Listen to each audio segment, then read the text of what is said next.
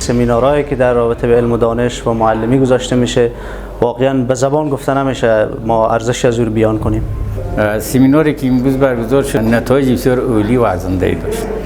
ما امروز واقعا خیلی چیزهای ارتباط به تعلیم و تربیت آموختیم. سمیناری از طرف بنیادی عاطفی روی موضوع اهداف تدریس و فنون تدریس برگزار شد. سالهایی که این سمینارها به اینجا نیامده و کسی دانش و مهارت‌ها به این معلمین اینا رو انتقال نداده.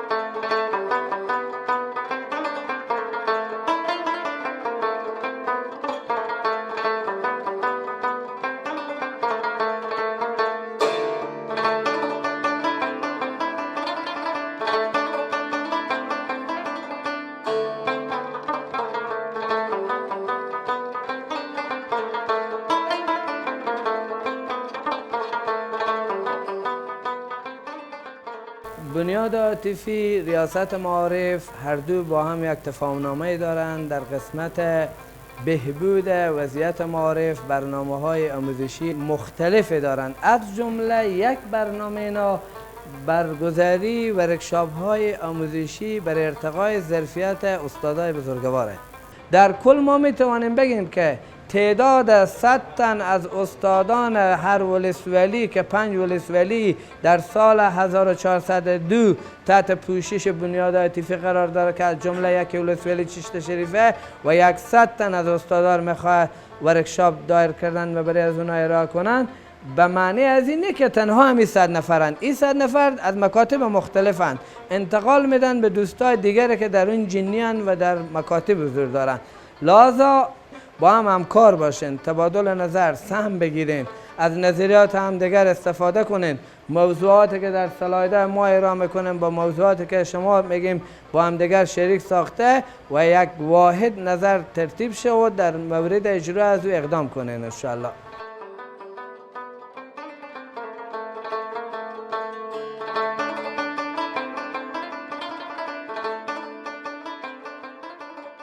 سمیناری از طرف بنیادی عاطفی برای حدود 100 تن معلم برگزار شد و روی موضوع اهداف تدریس و فنون تدریس برگزار شد. الحمدلله خیلی موثر بود، خیلی خوب بود و معلمین عزیزم خیلی شرکت کرده بودن، اونجا حضور داشتن.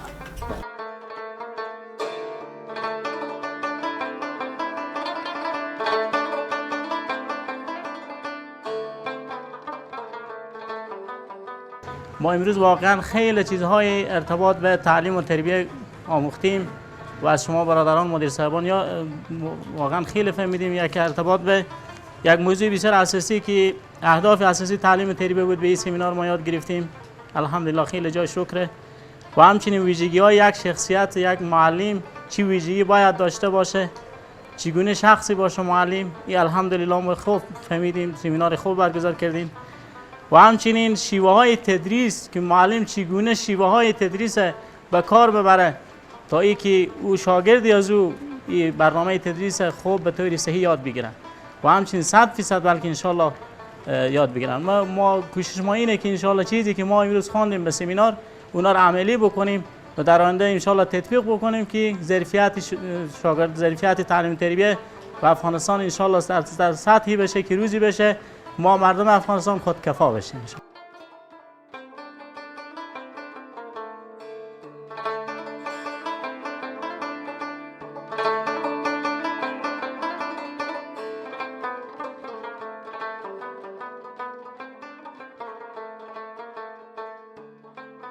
سمیناری که امروز برگزار شد اول این یک فضای بسیار صمیمیت، محبت، همدلی به میان آمد و همه معلمین مکاتب یکدیگر دیدن و در ضمن موضوع این محتویاتی که در سمینار مورد بحث قرار گرفت و استادا تدریس کردن و معلمین نظریاتی دادن و صحبت‌هایی کردن، اینا یک بسیار نتایج بسیار عالی و ارزنده داشت، چون به خاطر ازی که این محیط‌های اطراف از همه نعمات زندگی و خصوصا مسائل فرهنگی و مسائل آموزشی و اینا محرومن و بالاخره ما جای داره که به نمایندگی از معلمین ولسوالی چشم شریف سپاسگزاری کنیم از بنیاد عاطفی که همچو طرحی کردن و همچو زحمتی قبول دار شدن و مصارفاتی مد نظر گرفتن.